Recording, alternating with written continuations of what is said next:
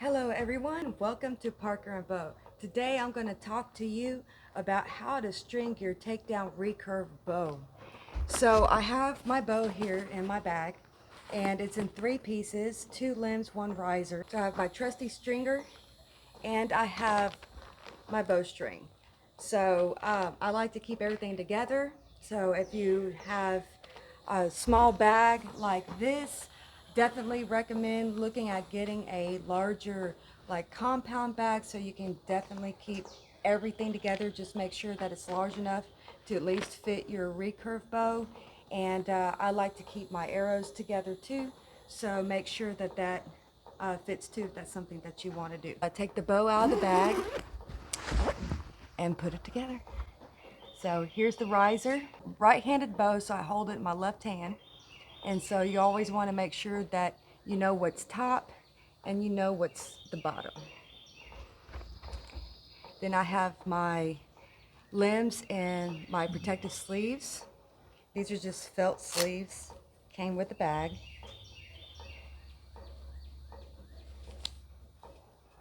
So I have my top riser,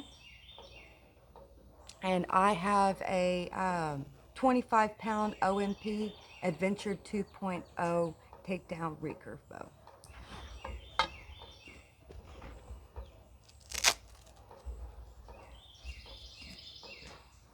And then I have my lower limb, and you can see the lower limb because it has the markings of it on the inside of it. So this faces out and this part faces towards you. And I like to put my initials on it so other archers don't accidentally grab mine whenever I'm on the range with others. Then I also have my limb bolts. So we have the top of the riser and we have the bottom of the riser. So I'm going to fit the top limb. It doesn't matter which side you do.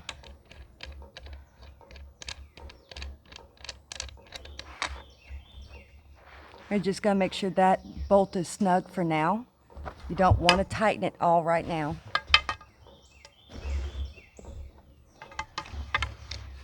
Put on the lower riser, the lower limb, onto the riser. It feels too snug because these limbs protrude out lower on the ends than the riser over here. Just lift the riser up and continue tightening the bolts.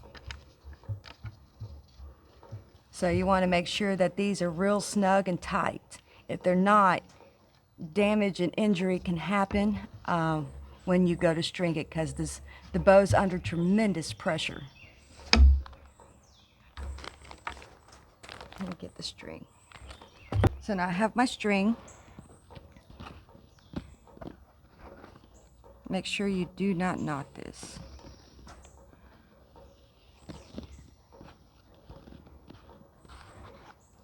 Okay, each string has 2 ends. This is an endless loop string. It's not a finished twist. So each string has 2 ends. One loop is bigger than the other. So the big loop is for the top limb and the little loop is for the bottom limb. So what we want to do is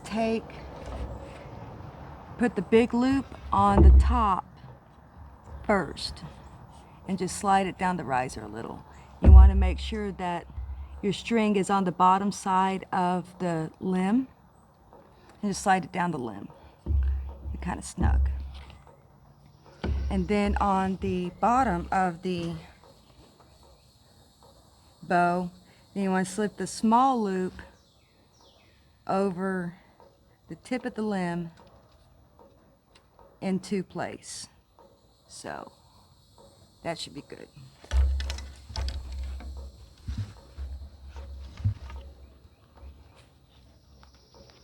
And then I have the stringer here.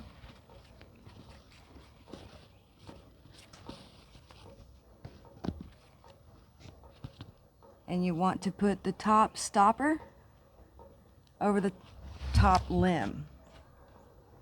And so it just slides over the top, just like this. And you want the stopper behind the string loop, because you're going to slide this up as you pull up on the bow with a stringer, and slide it over the tip where it goes. So you want the stopper behind the string so this can easily move. As otherwise, if you put it in front, you see it's going to be in the way. And both the stringer, the string, and the bow are going to be under a lot of pressure, so you want to make sure that you have it set up right, including having that bottom of the loop in the right spot. And then on the bottom limb, take the bottom part of the stringer here, and you slip it over the tip of the bottom limb like that. So now we are ready to string our bow. All right, so we're ready to string it. So put one foot on one part of the stringer, and the other foot on the other. Add boots, make sure it doesn't go between your ball of your foot and your heel if you have a heel on your shoe. And then what we'll do here is pull straight up on the recurve bow to give pressure here so that we can move the string into its place at the tip. And we just ease it back down. So now the bow and the string are under tension. And we just slip off the bottom, slip off the top of the stringer, and we want to check to make sure that the string is in correct position on the bow. And it is. And then what we'll do is just give it a couple pulls to make sure it seats in the ridges and makes good contact with the bow limbs. So there are ridges. One thing, the difference between a long bow and a recurve bow is that on a recurve bow, the string makes contact with the limbs. On a long bow, it does not. Some long bows kind of have a slight curve out with their limbs, but it still does not have such a contact point on the limb like a recurve does. And that goes for both. So now we're ready to shoot. All right, everyone, we've got through shooting, and now we're ready to remove the string of our bow. We don't want to keep these bows, especially the traditional long bows and everything, and the recurves. We don't want to keep them strung, because the longer you do, all this tension will start to weaken and the string will start deteriorating. Okay, so the process is going to be the same. Whenever you go to remove the string, what you'll do is you'll put the top stopper on the top limb, just like you would whenever you're stringing it. And then you'll take the bottom part of the stringer and put it over the bottom limb tip.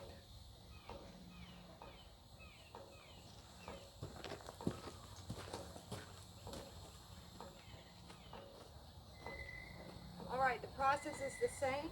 So we'll put tension on our stringer by stepping on it. Don't put it between your heel and the toe, the ball of your foot, especially if you have heeled shoes on, such as I do with these boots. So you want to get good stance on it, good tension, and then you're going to lift right up on that bow enough to where you can loosen this top string. And just slide it down the limb just as you would if you're putting the string on the bow. So it's in the same place. It'll sit right in front of that stopper. So now the string is nice and loose. And there's no tension on the bow. We can go ahead and take the bottom sleeve off and remove the top loop with stopper. All right, so now we can go ahead and scoot this string down the limb just a little bit. We have more flexibility with the bowstring so that we can easily remove the bottom loop first. And then we just remove the top loop the same way. So now we have destrung our bow, and now it's time to take it down. Taking down the recurve bow is just like putting it together, so it'll be the same processes, so it's just in reverse. So we have taken the string off the bow with our trusty stringer, and we are ready to take the limbs apart. Takedown recurve bows come in apart in 3 pieces, 2 limbs, 1 riser. So again, these should be easily, because you tightened them only by hand, so should be easy to loosen by hand. It is extremely difficult to do so when the bow is strong, but do not start trying to loosen these screws with the bow strong. So there we go. So we have our limbs and our riser, and that's how you take down a takedown recurve bow.